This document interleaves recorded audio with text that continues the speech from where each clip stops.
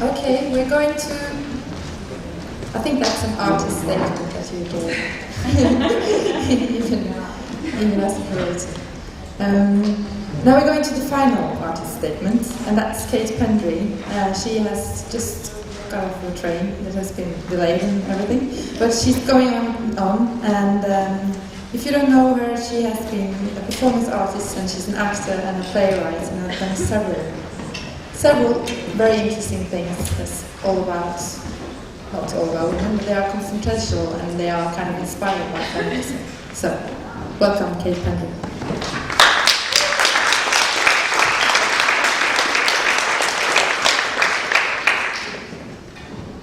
Can I have a glass of water, please?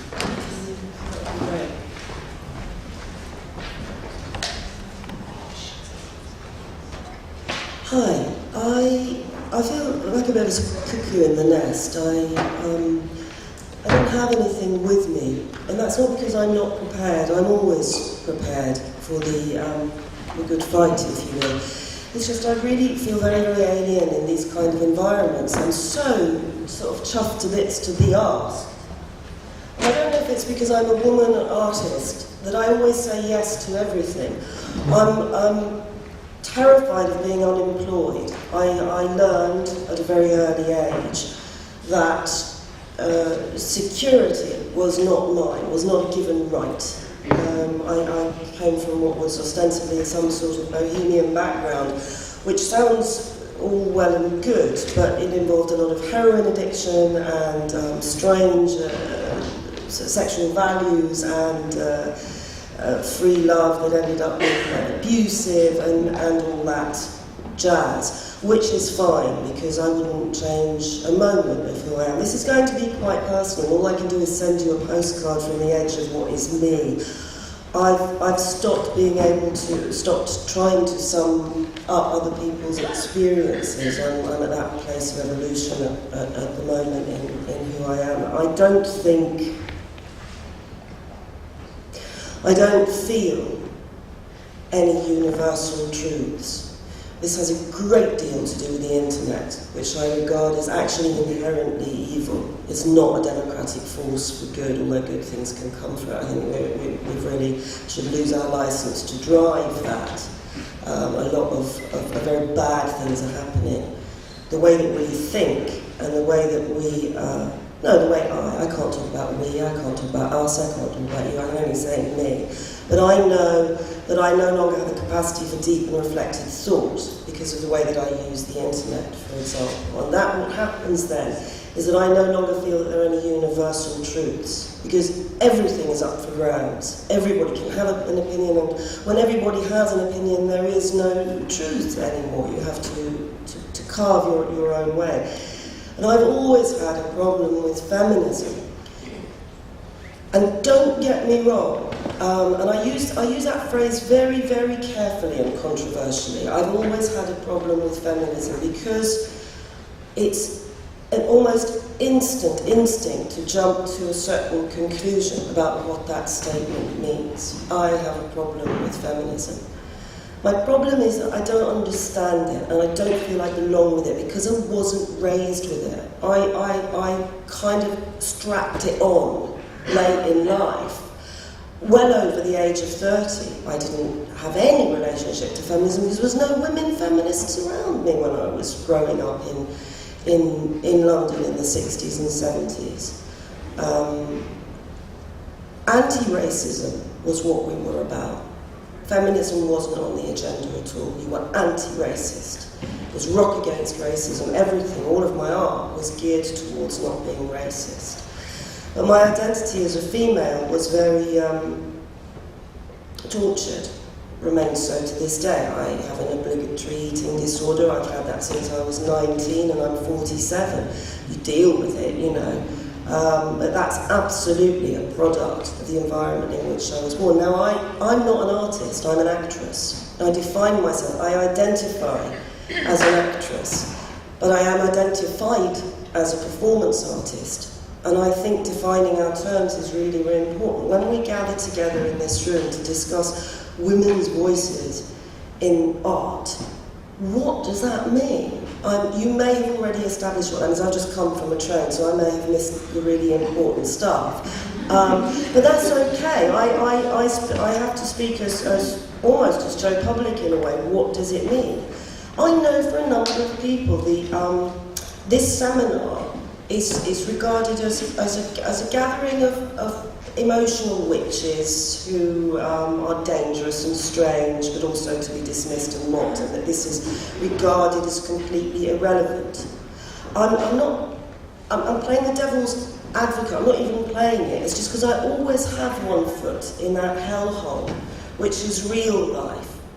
Because as much as I can find support from my sisters, most of the time I'm on my own out there. I'm not an artist, I'm an actor. But I happen to create work in a certain way, which is defined as art. I have no training as an artist, I have no training or experience of the rhetoric. Excuse me, I have good microphone technique usually, but it's going a bit to hell at the moment. And so I get sort of terribly panicky because I come from quite a working class background, and I've been hit a number of times by men, you know, by blokes. They won't think twice. I mean, up to quite recently. I mean, well, you know, when I was in my sort of late 20s, for speaking up, and they have no problem. And this really lays a deep scar in you. The fear of being hurt and hit has coloured my relationship to the art world. So I'm very careful about defining myself as a feminist artist. It's a pejorative term, excuse me. At least it is for me. If I was talking to a group of exclusively men who were demanding male rights and hated feminism, I would have a very different speech to give. But I can speak to you with all honesty that the principles of feminism are absolutely what I live my life by. It is my creed and my faith and my religion. It's also a fucking no-brainer. I don't know why it's, as Natalie just said, it's every single day in every single way. But out there, certainly in the theatre world or the normal world, every single time I speak of my feminism or being a feminist, or I'm regarded as a feminist artist, it's in a brutal and critical way. And I'm very tired of that, and I'm very frightened. I haven't gotten stronger, but I have in my art, so creating women's spaces for women's voices, I don't quite understand that, because I've always spoken up. And I've been smacked around a lot. I mean, I'm not saying I'm so cool. I'm someone who always says, you know, I can't stand people who say, I always say what I think. Don't say what you think. Please don't do that to us. Keep it quiet. Lie sometimes. I'm really very polite, and I appreciate courtesy and politeness, which is why I'm so horrified by the waves of hatred that I've experienced. I'm sure many of you have never heard of me, and you won't. I'm not very present on the internet. I don't have a blog. I have a bit of a Facebook thing. Because opening my legs like that is very disturbing for me. To be so present and available, I find quite disturbing. I think it's all about dignity. But I have worked. I suppose my first piece of what was defined as feminist art was quite accidental. It was when Diana, Princess of Wales, died. Now it's just an anecdote, but at the time, in 1997, there was, oh what a circus, oh what a show. You know, the world is going to town. This outpouring of pain and sorrow and grief and loss at what I instantly just felt was, and had always known, was this rather stupid, rather bland, rather mediocre woman who died in a car crash, which is one of the professional hazards of being a rich person who lives that kind of lifestyle. And everyone talked about her as being a saint and how compassionate she was. And I felt that this was really repugnant, because I've seen much greater compassion amongst, women I know who clean. My mother did for what it's worth, a stint as a prostitute for a short while, as did a number of her friends, and this was in the 70s and 80s in England, when women of a certain age had a very great difficulty getting work. If you were over 40, it was very difficult to get work in England as a woman. So they turned to a sort of very genteel form of prostitution, not street walking. I was horrified. And to this day, sorry, I cannot get with prostitution being a noble profession, you know. I sidetrack, but everything links together. So Diana died, and fortunately at the time I was living with a group of transvestite performance artists, believe it or not, who were the most feminist people I'd ever met until that point, was these three men, who were appalled at my chauvinism, who were appalled at my lack of solidarity with, and my lack of identifying. I had no identity, I wasn't identifying. I was loud and I was funny, and clearly political, but very unwavered. And they were quite confused, they didn't understand why I was behaving in this way. So I would say it's hats off. I found my way was carved by fellows. And they were running a strange club at the time called Strictly Kinky, which wasn't a kinky club, it was a performance club, but of course it was all sorts of weird people dressed up in leather, stubbing cigarettes out on their arms, and I never quite understood that either. It just seemed like bad theatre to me. But I just literally woke up the day after she died with this phrase running through my head, which was, I'm Diana, wife, mother, Princess of Wales, let us pray, for I have sucked cock. And that sentence, I can't tell you just what that sentence opened up. I am Diana, Princess of Wales, and I have sucked cock. Which I'm going to hazard a guess was probably true. I cannot see anything not true or libelous about this. But this reaction that she was a saint, and to say she'd sucked cock made her a whore, and there I understood it. It's saintdom and it's whoredom, and we're at the end of the 21st century and we're still living in this mentality. I thought this shit was done in the 60s. I think every generation of feminists have gone, are we still having to do this? It's the old Facebook meme. And that's the first time I really was horrified. I didn't think it was funny. I was horrified because I had been taught that our battles had to a degree been won, although I felt that those battles were nothing to do with me. I felt I was still having to struggle with economic problems, which I think is the main problem for women, is we can't earn a buck. We just don't seem to be able to earn money. And I'm quite interested in that, because if you can't earn money, if you don't have an economic independence, where is your voice? You know, this goes back to why women were burned at the fucking stake. It's because those women who sought out some kind of economic independence were usually the ones who ended up being called a witch, and it's still, to this day, is somewhat true. And I did this Diana performance where where do you get your influence from? I don't know, I saw The Exorcist when I was 11 or something ridiculous. That's how bohemian my family was. It is not a good idea to let an 11-year-old girl watch a film about an 11-year-old girl being possessed by the devil, but it did mean that I was able to do a very good demon possession impersonation. I could do it for you now to frighten you, and perhaps this is a bit of a genteel, very nice, isn't it? It's very nice. It's not, it's like, I think we should, but it's basic stuff, which is where you manifest, and this again was to be ugly on stage. Suddenly I had the opportunity to be ugly, and I'd never had that opportunity before. When I left drama school, I kid you not, brothers and sisters, and God, I have to say this, God bless every man who's in here, because without you, we are nothing.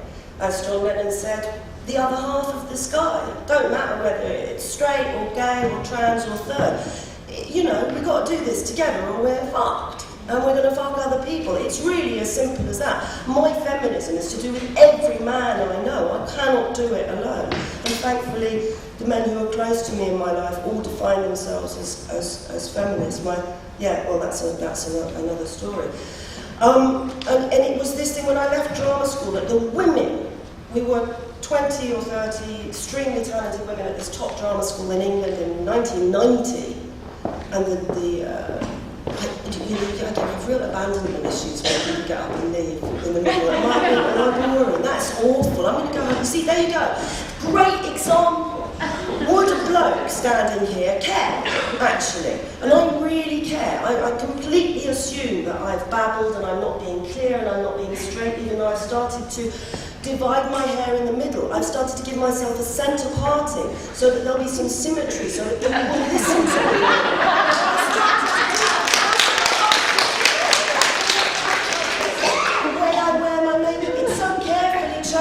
I'm aware that a photograph was just taken and I was doing this, and it feels great in the moment. But I'm going to look like my Uncle Stanislaus when he used to get drunk. I know this. It may seem that, but this is the worst image of a feminist we want. We need this, because then they'll take us seriously. It's all political, as Stunker Nancy said. Everything's political. When I wake up in the morning, what underwear I choose to wear is a statement about my feminism. But being ugly, I'll always come back to the point, worry not, brothers and sisters. And he took us into, Peter Cox said his name was, what a wanker. He really didn't even speak to the girls. And he used to always take sort of one or two of the prettier young actor men to help him in his garden. That's what they used to call it in those days. It was really, please. And he said, "No, I want to just give you some advice." And I already was like, "You what? Where's the blokes then?" And there was all these these kind of pre-Royal Shakespeare Company dudes who were our fellow actors, who were like hanging around and being very cool. No, all the women we were brought into another room and we were told, and this always resonated with me. As words of advice, you're about to enter your career, your profession as actors. We have 3 years of training, Ibsen, Shakespeare, to be or not to be. That is the question, whether it is nobler in the mind. The whole shebang, tap dancing, fencing, all sorts of rubbish. I can do great mime, believe it or not. And he said, the best thing you can do if you want to have any form of a successful career, for God's sake, make sure you don't cut your hair, because we want to have it at an acceptable level. Don't gain any weight. This is very important. Unless you don't mind being a character actress. And that summed it up for me. And this was 1990, it's only 20 years ago, It's not even a generation ago. If you're a certain way, talk about, body fascism, you will, and that's the theatre world in England, which has a great deal of influence across the world, because it bleeds over into film and television, and it's across communication. It's after the States, it's England that influences how we perceive what is an acceptable character. I was never going to play Juliet. I might play Lady Macbeth when I was old enough. It was as simple as that. Why? I have the capacity for a broken heart. I was a 14-year-old who was in love and confused as well, but no, for certain reasons. So we should never gain weight. Losing weight was fabulous. That was always going to be good. You should never gain weight unless you wanted to be a character actress, which meant a comic figure, ergo not to be taken seriously. And finally, he said, never get any tattoos, because your director will want you to be as neutral as possible so that he can shape you. So the first thing I did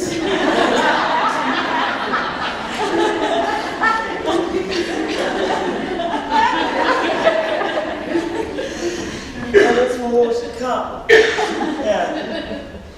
And we can laugh at that. It seems so far away, does it not? Does it not? So very, very far away from our reality today. But it isn't. I promise you, at the Nushka Theatre next door, at the National Theatre over there, the women are crippled with these self-doubts and worries about how they're going to be cast, about their director being, they can be so neutral, their director can shape and pull them into any size. The amount of times I have seen directors insist on women doing rape scenes again and again and again. And I had it as a clause in a contract once.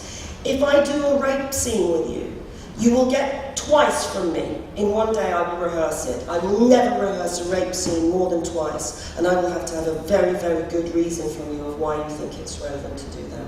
There was some respect for saying that. I said, I don't do rape scenes more than twice. That's too much. Why you would need a rape scene at all? The amount of times I've seen rape scenes in theatre, you know.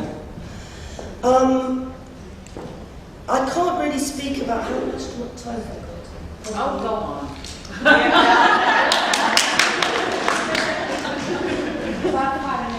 Oh, that's loads. I can cram in loads of stuff there. Because of Genitalia, who were the wonderful transvestite performance art group who I was working with, I came safely out of the closet.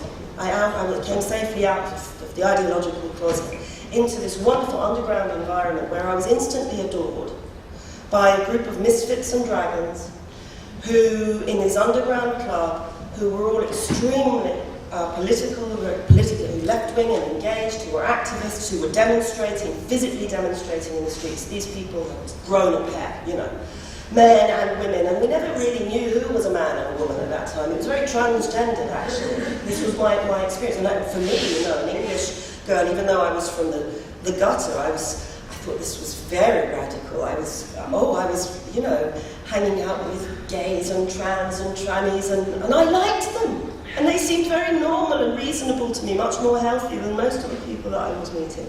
So I began to develop this voice, and I did it in Norway, which, for whatever failings one might want to babble about, there's no other country in the world, I have lived in every country in the world, but I have a strong sense, who would have not only allowed and encouraged me to do this work, but would have interviewed me on television and asked me how my Diana role related to the then new princess who was about to join the royal family here in Norway, who was a single mother, who had a partying background and who had gone on public television at that point, public television as opposed to private television, of course, who'd gone on television at that point and made a national apology to the Norwegian people for her background. I'm sorry I had that background, because it was 2 degrees of separation at that point. Everyone knew someone who'd either done drugs with Mette-Marit or had slept with her. And great, I thought, because there's a lot of women who have that background. She's an all right woman. She's doing a good job, you know. But she had to virginize herself. She had to stitch back her symbolic hymen to get married into this family. And I wasn't having any of it. And I got interviewed by a couple of TV stations where the journalists had said, you know, we're so glad someone's saying this, because no one else is saying it, we're all thinking it. And that was the first time I was pushed forward as the big mouth who would say the things that other people wouldn't say. And I assumed my moment in the spotlight, being interviewed on television, would be over very quickly. My assumption was that I couldn't rely on any career, because I was a woman. My career was in the hands of guys, was in the hands of other people actually, not even, but it was in the hands of a big system that I had no control of. And so I kept saying things that I thought, because I kept assuming this would be the last chance I'd get to do it. And got awards for it, and got respected for it, and began to hone my ideas so that they weren't just speculative and knee-jerk, but they were thought through. And it's now I'm at the incredible point where I can say what I think, always. I don't censor myself. And that's after sort of 10 or 15 years of doing this work. But I would say, when I attempted to criticise pornography in a large piece of work that I wrote and directed about 4 years ago, the amount of it made the front pages of the newspapers because the Cultural Council had given money to support this work, which of course got translated into she got £1 million kroner to make porn. Of course it did. And a photograph of me, it was very interesting, a photograph of me, quite unattractive photograph I would add, of me looking quite serious, on the front page of VG in the National Red Top, with she got £1 million kroner to make porn. What they did with that front page was so unholy.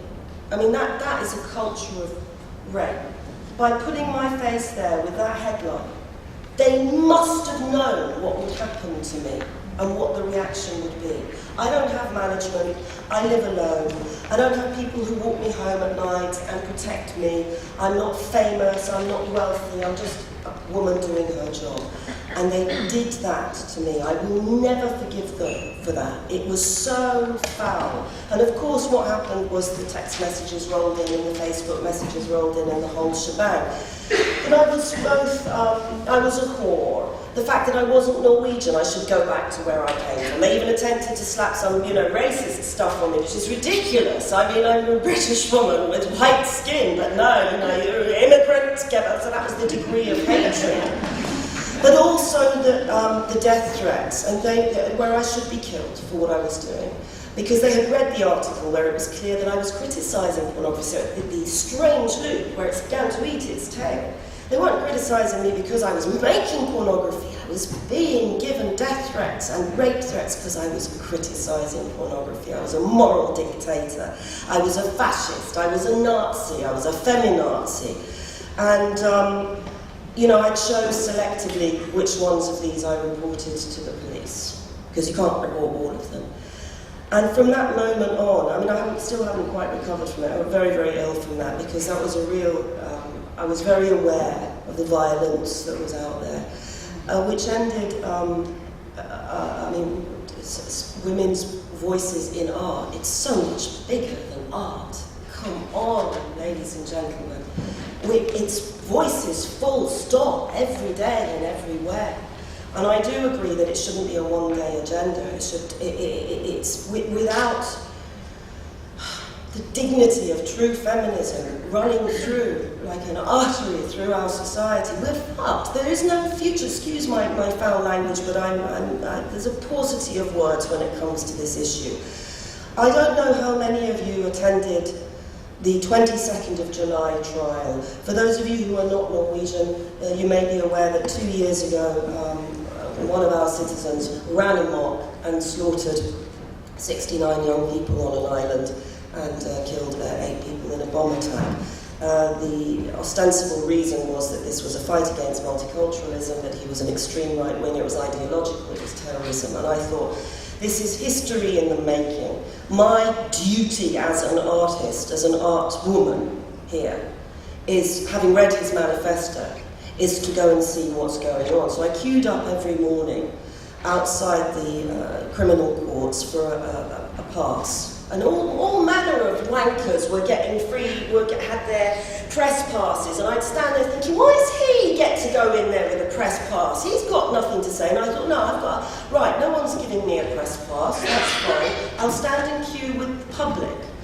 Now, it's interesting, in Norwegian, the word for public is the same word as the word for audience, publikum. No, the audience at the trial. And we would stand at 7 o'clock in the morning, rain and shine, every morning in a long queue, waiting to get our pass into the criminal courts to watch the trial. And I would often stand with a couple of women who were middle-aged, normal women, very normal working-class women. And I suddenly realised that hundreds of years ago, women stood in front of the guillotine like this, waiting. Women have always stood. Women stood in front of the crucifix. Women were witnesses. And maybe it was salacious, but we had a reason to be there, we didn't know why. And there was a particular day when Anders Behring Breivik, the perpetrator of this awful breach in our collective psyche, it was the equivalent statistically of September the 11th to us here, and I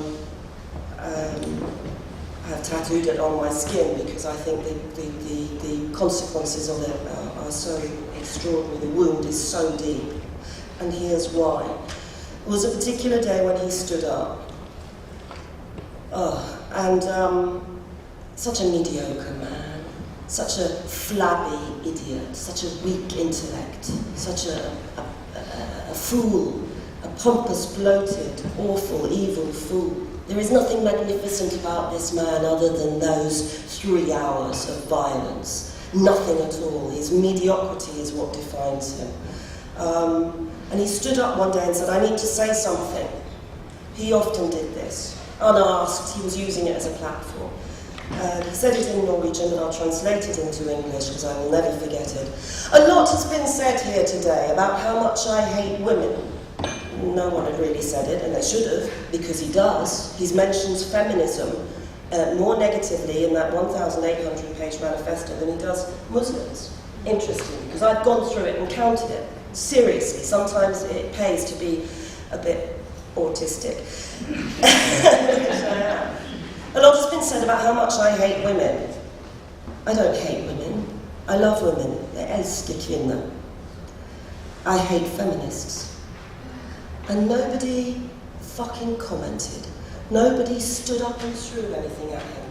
Nobody cried. I cried. I cried. I didn't think about it, the tears came spilling out. I still to this day don't know what it meant, other than we have a job to do. It never made the front page of any headline anywhere. The reason that man did what he did was fundamentally because he has a problem with women and feminism. Making space for women's voices.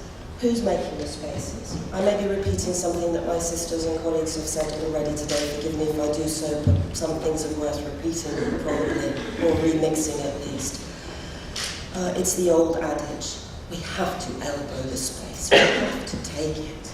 We cannot be humble and ask for it. I know that you know this, but we have to repeat it because we don't seem to be understanding this. But I personally feel, as a woman artist, I have a massive responsibility to speak of the macro and not the micro, to speak of the personal but never the private. I have an absolute responsibility to do art which is political and not just about women's issues. It's about maintenance of absolute dignity, without which there is no point in us going on. So lots of rambling stuff there. There's a great deal to do. I'm a work in progress. And I'm just going to make sure that and I'm stealing, I think, from the film JFK now, I'm going to make sure that I keep myself as fit and as healthy as possible, because I want to be rocking these platforms when I'm 80. Because if I don't, where are the role models? And that is the most important thing that we can begin to do. Thank you for listening to me.